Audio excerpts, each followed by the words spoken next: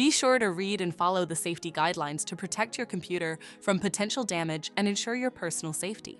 For more information about safety guidelines, see the owner's manual at dell.com/support. Before you begin, turn off the computer and disconnect all the attached peripherals. To remove the GPU holder, loosen the screw on the side cover of the device and unlatch the cover to remove it.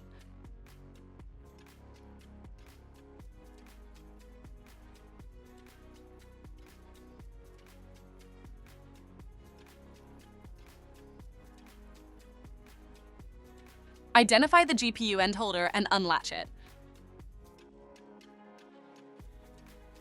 Lift the holder out of the system.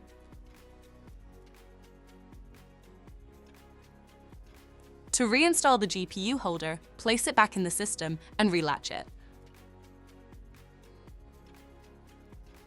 Relatch the device's side cover and tighten the screw to secure it.